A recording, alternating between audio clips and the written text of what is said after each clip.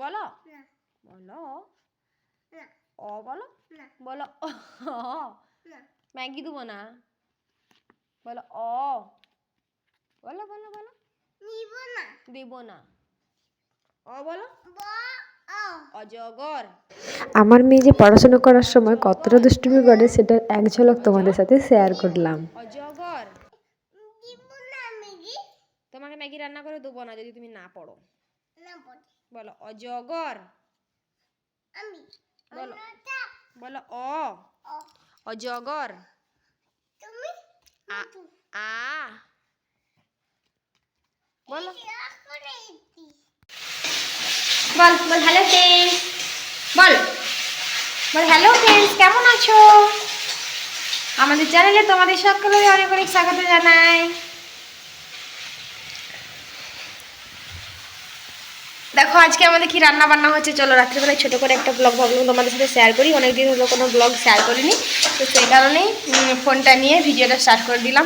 কেন blog share করিনি, সমস্ত কিছু তোমাদের সাথে শেয়ার করব। ভিডিও একটা বানানো আছে কিন্তু এডিটিংয়ের টাইমের জন্য দিতে পারছি না, কাল দেওয়ার চেষ্টা করব। আজকে একটু ছোট করে ব্লগ দিচ্ছি, আজকে রাত্রে রান্না বান্নাটুকু শুধুমাত্র তোমাদের সাথে শেয়ার করছি। তো ভিডিওটা স্কিপ না করে দেখতে থাকো, ভালো লেগে থাকলে একটা লাইক করে দিও প্লিজ।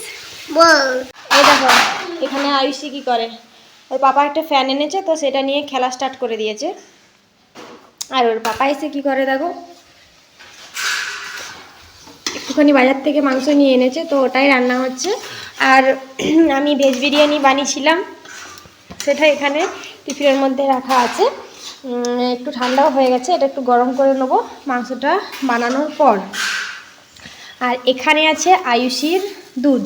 আয়ুষি এখন দুধ খাবে না, কারণ ওকে একটু আগে ম্যাগি বানিয়ে দিয়েছি, ও এখন ম্যাগি খেয়ে খেলছে এখানে, দেখলে তোমরা। আর এই দেখো আমার নতুন রুমটা পরে তোমাদের দেখাবো।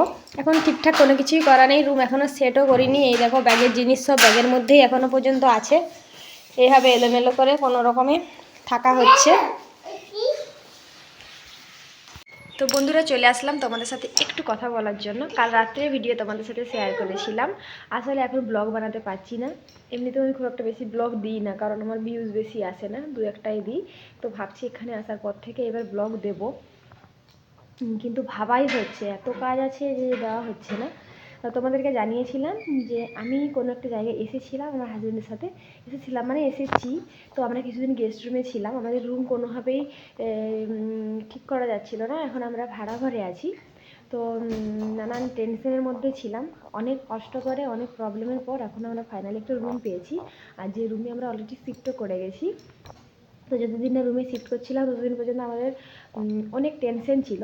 না রুম তো পেয়ে যাবো কনফার্ম, এটা জানতাম, কোনো না কোনো একটা রুম তো নিশ্চয়ই খালি থাকবে কোনো না কোনোখানে, সেটা বড় কথা নয়। কিন্তু সব থেকে বেশি টেনশনে ছিলাম কতক্ষণ না সেট বাচ্চাটা নিয়ে বেশি কষ্ট হচ্ছিলো, যতক্ষণ না সেট করতে পারছি, বাচ্চার কোনো জিনিস বের করতে পারছি না, খেলনা টেলনা বের করতে পারছি না, ব্যাগগুলো সব খুলতে পারছি না।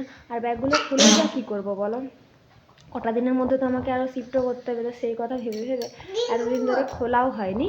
কি দেখবে, তো এই নানা রকম কারণের জন্য অনেক টেনশনে ছিলাম। এখন টেনশন ফ্রি হয়েছি, এখন টেনশন ফ্রি হয়েছি। এখন একটা ঠিকঠাক জায়গা পেয়েছি এবং ঘরটা খুব সুন্দর, সেফটি। আমি এখানে এসে 2-3 দিন হয়ে গেল, তো আমার এখনও পর্যন্ত কোনো প্রবলেম আমি দেখছি না। মানে পুরো রুমটাও ঠিকঠাক আছে, চারপাশটাও ঠিক আছে, সমস্ত সুবিধা আছে। যেটা সব থেকে বেশি প্রবলেম, আমি যেখানে আছি সেখানে প্রত্যেকের রুমে কিন্তু এই সুবিধাগুলো নেই। মানে তোমার বেডরুম, কিচেন, ওয়াশরুম সমস্ত কিছু অ্যাটাচ নেই।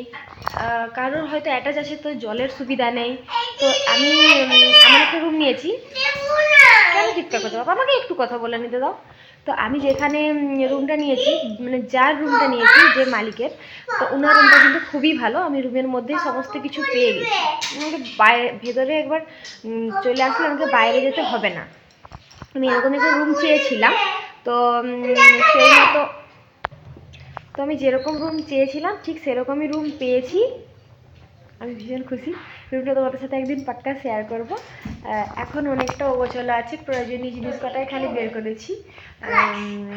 তো চলো, এটুকু কথাই বলা ছিল যে এখন আমি একটু রুমে সেট হয়ে গেছি, আমি নিজের দিক থেকে অনেকটা শান্তিতে আছি।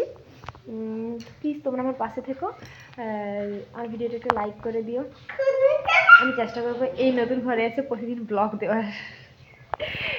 চলো টাটা, বাই, ভালো থেকো সকালে।